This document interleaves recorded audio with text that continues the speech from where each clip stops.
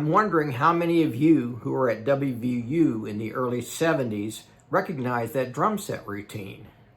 It was done at the end of one of the percussion ensemble concerts. You may remember 5 drum sets coming up out of the pit, and we all played together. Well, I saw no reason to write another one, so I've been using it for years and years.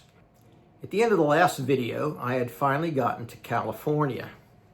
Now, people seem to be more interested in what celebrities I had run into when I was in California than anything I had done myself. So this video will be full of celebrities as well as famous percussionists. So let's go ahead and get started with Claire Musser. The concert that opened up this video was dedicated to him. They played several of his pieces and several of mine, and we got to know each other very well. Now, Claire is famous for the development of the modern marimba, and he made the instrument famous by putting these big marimba orchestras together. I guess the record was 300 of them. Well, I went over and visited Claire at his house a couple times and discovered that not only was he a great musician, but he was also a scientist. He worked at the Jet Propulsion Laboratory in the space program. One of the things he had done is build a vibraphone out of meteorite metal. Now, it had kind of a strange sound like tuned brake drums, but it was fun for him to do. And while he was showing me that, he said, "Here," and handed me a rock from the moon. Now, I also met celebrities when I was at West Virginia University. There were 3 world-class celebrities that I got to know then. I already talked about Aaron Copland, and the other 2 are drummers. One was Joe Morello, and the other one was Buddy Rich. My encounters with them didn't happen at the university. They held workshops someplace else. The first was with Joe Morello, and he was such a nice guy, and Joe showed me 2 things. The first was how to do finger sticking, and the second was how to pick out drumsticks. Now, in addition to the traditional roll them across the table and see if they're warped or not, he showed me that if you hold the drumstick like this very lightly and tap on it, it makes a pitch, sort of like a xylophone bar. Then if you hold the other one up and tap on it, if they have the same pitch, then they're matched. They will bounce at the same rate. I don't know how many other people know this, but I've now passed it on to future generations. Now, the other person, of course, is Buddy Rich, with whom I had quite an encounter. His personality couldn't have been much more different than Joe Morello's. And I wanted to ask him a question I've been thinking about a long time, which was, when do you choose to use double strokes versus single strokes? And he said, "What's the difference?" And I said, "Well, you can play faster with double strokes." And he said, "Who can?" I said, "Well, anybody can." And he says, "Well, wise guy, we usually have somebody come up during the workshop. Let's have you come up." So I get up and sit down on the drum set, and I think we're going to talk about double strokes and single strokes. And all he says is, "Okay, wise guy, play." Now, I have no illusions about being one of the great drummers in the world, but my strength is improvising on the drum set. So I started playing things I thought maybe would be novel to him. I'm playing 5/4 and 7/8 and doing creative licks I'd never seen him do.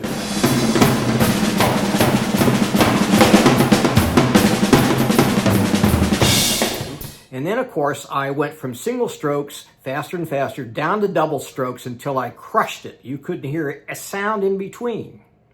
And when I was finished, the audience just erupted in applause. Well, he was pissed off, and he accused me of being a plant from someplace beside West Virginia.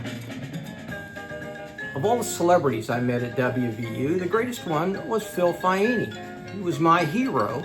And today, he's much more famous than a lot of people who were celebrities back then. In my career, all things lead back to Phil Faini. When I got to Los Angeles, my main goal was to make a living as a percussionist and a composer. And I was very fortunate to start studying with William Kraft, who was both the timpanist with the LA Philharmonic and the composer in residence. By that time, I had gone through all my grant money to write an East African symphony, something else that leads back to Phil Faini, and I was completely broke. So Bill Kraft said, "Well, you can copy music for me. Do you know how to do that?" And I said, "Yes, I learned how to do that at West Virginia University." Now, back then you had to write out everything by hand, and if you wanted it to last and be easily duplicated, you wrote ink on vellum with these special fountain pens that used different nibs depending on what kind of notation you were doing. Now in Morgantown, score paper large enough for orchestra or concert band was hard to find. So I found a place in Van Nuys, California called Valley Music, and I would send my stuff over there and get it duplicated. Well, when I finished transcribing some of Bill Kraft's scores, he sent me down to get them duplicated, of all places, Valley Music. And it was this little hole-in-the-wall place. If you remember the record store Backstreet Records in Morgantown, it was about that size. So I walk in, and there's all these big-time film composers getting their stuff duplicated and television arrangers. And they said to me, "You're the guy from West Virginia." And I was the celebrity for the moment and always got special treatment when I went down there.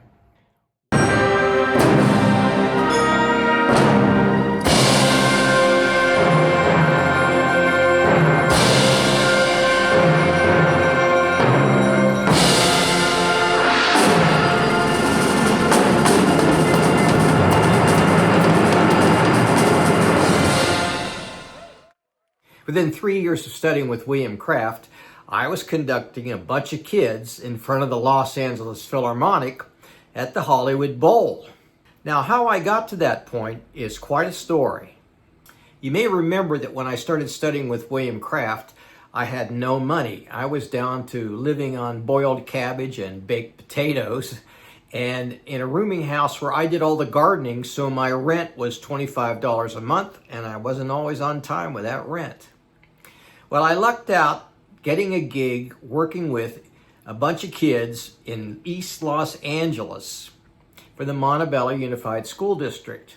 Now, I was prepared to do this because at West Virginia University, Phil Faini hooked me up with the summer percussion program, and I got to work with a lot of kids. We rehearsed at Schur High School, which had a complete set of percussion instruments. So even though most of these kids had little experience with percussion, they did play other instruments and could read music, so we could jump right in and start a percussion ensemble. Well, word spread throughout the Los Angeles community about our engaging little percussion ensemble, and it couldn't have happened at a better time. It seems that the Los Angeles Music Center had just established their education division and were looking for groups to feature in their new programs. So among many other places, we were asked to perform at the Hollywood Bowl. Now, mind you, it wasn't inside the Hollywood Bowl, it was on the pathway leading up to the Hollywood Bowl. In the summertime, they had a program called Open House at the Hollywood Bowl, where groups of kids would come to watch the LA Philharmonic rehearse. And while they were waiting, the Education Division took the opportunity to showcase talent they had discovered around the city along this pathway. As luck would have it, one day while we were performing, the executive director of the Los Angeles Philharmonic, Ernest Fleischman, walked by and said, "Who are these kids?" And then came up to me and said, "Would you guys like to perform with the Los Angeles Philharmonic at a children's concert?" I said, "Oh, that would be fabulous. You know, I've been studying composition with William Kraft, and I could write a piece for the group and the Philharmonic. I'm sure he would vouch for me." And in that instant, the deal was done. And I decided, since it was going to be a children's concert, I would do something educational and write Chronology of Symphonic Percussion, which would feature the use of percussion instruments from medieval times all the way through contemporary times. Thomas Axworthy was a major figure in the early music in the Los Angeles community. And as his percussionist, I had access to his large collection of medieval and Renaissance instruments that my students could use. When I was at school, I had to take 16th Century Counterpoint by Bill Winstead, who was one of the most talented musicians I've ever been around. Maybe some of you got to take bassoon lessons from him. Well, the first day of class, he comes in and says, "Don't ask me why you have to take this class, but you do, and I have to teach it." Little did I know how useful this would be when I went to write the piece for the Los Angeles Philharmonic. Now, before I'd gotten to the university, I'd never played in an orchestra, and I was really fortunate to play under the baton of Dr. Portnoy, who provided this wonderful experience of music from various periods, and I was like a sponge in there. And of course, Thomas Canning brought me along from being a pretty green composer to having some fairly competent skills with orchestration. Now, with respect to young persons' concerts, it's typical with orchestras to give minimal time for preparation. However, in our case, we spent the entire rehearsal working on chronology. And my kids were so confident that one of them turned around to the first violin section and said, "You guys are behind the beat. You need to watch the conductor." Now, the concert was set in the Dorothy Chandler Pavilion, and all 3,000 seats were filled with rambunctious fifth graders. However, when we started to play, these kids were transfixed with the piece. And when it was over, we received a long standing ovation. Well, the orchestra was so enamored with our group that we were invited to play at the biggest concert of the summer at the Hollywood Bowl, the 4th of July Spectacular. And it was there that I met the world-renowned conductor, Zubin Mehta. Patrick Williams was doing the score for the movie Butch and Sundance the early years and needed a percussionist who could play period instruments. He called Tom Axworthy. Tom Axworthy recommended me, and thus I got my first film date. Now, the thing I remember most about that recording session was that Emil Richards was on the date. And Emil was the most popular session player in Hollywood, and in fact is arguably one of the most famous percussionists in history. Now, another great session player is Dan Greco, who's from West Virginia University. We played together in the percussion ensemble, and he may be the most successful of all of us in fulfilling the dreams we had of becoming professional percussionists. Now, one of the things I brought with me to California was what I call the Faini model. Phil Faini was very creative in standardizing the instrumentation of a percussion ensemble to include a jazz trio, which allowed us to play pop music. And that proved to be enormously popular in West Virginia, as well as in California, where they'd heard nothing else like it. Now, it turns out that Ben Glover, who was Phil Faini's college roommate and still best friend, was the music director at Santa Ana College. And of course, I called him when I got to California, and he said, "I would like you to come out to the college and set up an ensemble just like you had at West Virginia University." Like at WVU, we had a variety of guest soloists come in and play with the ensemble. Ed Thigpen, a great jazz drummer that Guy Ramonko introduced me to. He was famous enough to have his own sticks named after him. Another guest artist we had at Santa Ana College was Ralph Humphrey, who played with both Frank Zappa and Don Ellis. And he was extremely musical at playing odd time signatures. In fact, he wrote the best method book on how to play those time signatures that I know of. The third guest we had was Harvey Mason, with whom I would develop a long relationship. Now, the most famous guest we had was Louis Bellson, who I understand also played at West Virginia University. Louis and I would become friends. I would go over to his house and visit him. He even let me borrow one of his jazz charts called Quiet Riot to arrange for percussion ensemble. We even did some drum duets together. Now, Phil Faini was very supportive of my work with the Santa Ana College Percussion Ensemble, and we used to trade arrangements. The first one I sent him was Ritual Fire Dance, which he actually recorded with the WVU Percussion Ensemble. Another arrangement that I shared was the 1812 Over Easy, a pop arrangement of Tchaikovsky's famous overture. It was commissioned for the Huntington Beach 4th of July Harbor Festival. And the cool thing about it was that we got to set off real live explosives for the cannon shots. Their pyrotechnic engineer came up and gave us a panel with a matrix of buttons on it. And every time we wanted the cannon to go off, just push the button and there'd be a big explosion. And I can tell you, it made for quite a performance. Now, I had the good fortune when I was there of playing with the African ensemble. And we actually made a movie called The Heartbeat of Africa, which I thought had been lost, but have recently uncovered some footage. The Renaissance in African music has led to increased Western interest and has had an impact on Western music. One musician and scholar who's been especially active is Phil Faini of West Virginia University. Faini has traveled extensively in East Africa, recording performances, collecting instruments, gathering background information, and learning how to play African music. His percussion ensemble has toured internationally for the U.S. State Department. Now, I was determined to carry on this tradition with the Santa Ana College Percussion Ensemble, but we had a problem finding instruments. So another former percussion major from WVU, Ross Riddell, agreed to help make them with me. For some of it, we were able to use the same traditions as the instrument makers from the Baganda tribe. But we weren't about to take sections of a tree and carve them out. And I realized that some pottery had the same resonance characteristics as wood, so I had a friend of mine make the shells for us.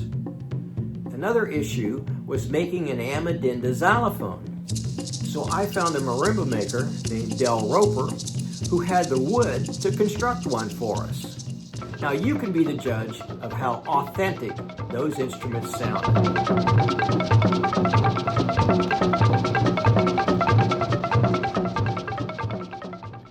Now, while all this was going on, I had some more celebrity encounters. I had been invited to join the Los Angeles Society of Composers and Arrangers, and they met once a month and had guest speakers. And I was so excited that Frank Zappa would be one of their speakers. Now, the next person was the famous singer Marvin Gaye, who bought the rooming house I was living in for his parents. He even sold me some antique furniture he wanted to get rid of that I still have today. And that brings us to Bruce Springsteen. By this time, I had enough money to start going out to dinner, and I liked these little out-of-the-way hole-in-the-wall places, which apparently he did as well, because we wound up at 3 restaurants together. He even followed me into the bathroom one time and stood at the next urinal and said hello. In 1982, I won the prestigious Bravo Award for being the Outstanding Arts Educator in Los Angeles County. It was presented by 2 famous celebrities, Marla Gibbs, who was on a very popular television show, The Jeffersons, as well as Gary Marshall, who directed the movies Pretty Woman, The Princess Diaries, and Overboard. Now, the work I had done to earn this award had its roots at West Virginia University. I had a young boy whose dad had bought him a drum set, and he came and talked to me, and he said, "My son is very depressed since his mother died 6 months ago, and all he's really wanted is to play the drum set. So can you please help him be successful at this?" The first thing I had him do was just play both hands and both feet and try to keep a steady beat. And then gradually we'd made it more and more complex. Well, after about 3 months, he started to play, and he acquired a sense of hopefulness. His grades went up, and he started flourishing in school. Now, I had no doubt in my mind that there is a therapeutic effect to playing the drums. Now, after all the successes we had with the Montebello School District Percussion Ensemble, the Board of Education asked me what I would like to do as a follow-up. So I told the Board of Education that I'd like to set up a music lab in their most challenging elementary school. So they sent me down to Bell Gardens Elementary School, which was the most depressed area in the district. We had 6 different languages at the school. Many families were illiterate in their own language. So if what I was trying to do would work there, it would work anywhere. I had 2 goals in mind in setting up this program. The first was to help children develop better learning skills and concentration skills Without those, they couldn't learn anything new. And the second was to partner with classroom teachers to develop techniques and materials that would help the students do better at reading and math and learning in general. Now, this partnership required the teachers to come every week with their students into the lab and learn right along with them the latest techniques we had developed, and then go back and use them every day in the classroom. Well, the results were almost instantaneous and miraculous. Kids were attending and listening and far more excited about coming to school. Well, word got out about our little experiment down at Bell Gardens Elementary School, and people were very excited that we could clearly demonstrate the benefits of music in child development and child learning. And this began a series of exposés on the program in both print and televised media. And all this from an experience I had with a young boy at West Virginia University. Little did I realize that, like Phil Faini, my true calling was in teaching, through which all my dreams of composing and performing would come to fruition. There was a certain degree of celebrity attached to winning the Bravo Award, which the LA Music Center promoted aggressively. There were lots of interviews in the media, as well as many televised music lessons, including Steps to Learning on CBS and 2 appearances on Romper Room, one of which won an Emmy for children's programming. Now, I was no stranger to appearing on television due to experiences I had while at WVU. Of course, there was the percussion ensemble's performance on the Today Show, which, by the way, was followed by an interview by Barbara Walters. There were 3 other occasions in which I was on television. They were taped at the university's PBS affiliate, WVU. The first, of course, was The Heartbeat of Africa, from which I've already played a segment. And the second and third were profiles of the WVU African Ensemble and the progressive rock group Stone Freight, of which I was a member. In the 1980s, there was an upsurge of interest in promoting the arts and education in virtually every venue that had contact with children. I became a consultant for the National Endowment for the Arts, PBS, and Canada's OWL TV for producing content for children's educational TV. I also worked with the J. Paul Getty Arts Museum on developing arts programs for schools. And finally, I was invited to be on a panel by MENC to develop national music standards for the 21st century. During my travels, I ran into a couple more celebrities, Rue McClanahan and William Shatner. In the meantime, as a representative of the LA Music Center's Education Division, I would be appearing on stage with many celebrities, including Ron Howard, Barbara Eden, and Henry Winkler. I also served on arts advisory committees with Pat Morita and Richard Dreyfuss. In the midst of all this, the LA Philharmonic asked me to write a 3rd piece for a youth concert, which was funded in part by an ASCAP Composer-in-Residence grant, during which I would be featured as both the composer and the narrator. Every year, the WVU Percussion Ensemble tried to outdo the finale of the previous year's concert. One especially memorable year was a concert that finished with an arrangement of the 2001 Space Odyssey.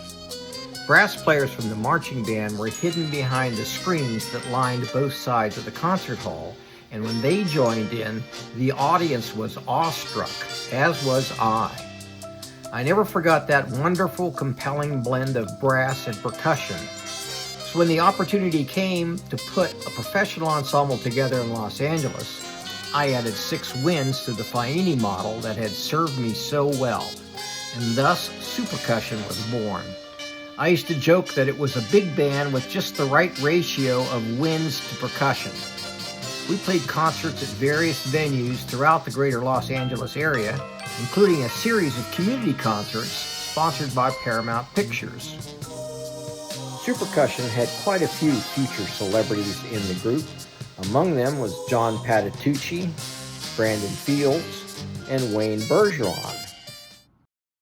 Every Christmas Eve, I would put together the Los Angeles Festival Orchestra and Chorus, which was built around supercussion. The Dorothy Chandler Pavilion opened its doors every Christmas Eve to a 12-hour showcase of various groups from around the county playing Christmas music, and our job was to do the finale. One year, in addition to the orchestra and chorus, the Music Center wanted to add the Los Angeles Moravian Trombone Choir. Recently, an oldie-moldy VHS recording of that concert was uncovered, and I spent a long time restoring the film as well as I could, and here's an example.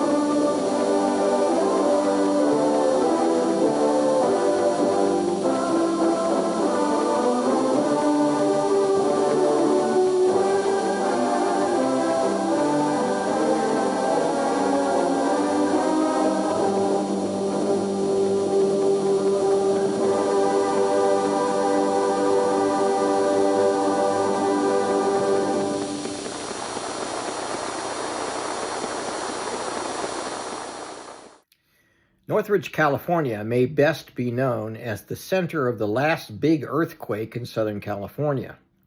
But like WVU, the university there, Cal State Northridge, has a great music department. I became familiar with the school when their fine orchestra played Reflections for Orchestra, which I composed at WVU for my master's thesis. I was pleasantly surprised to discover that Dr. Mary Shamrock was a professor in the music department. She had moved from teaching music education at WVU to CSUN about the same time I came to California. We reconnected and developed a friendship over our mutual interest in music education.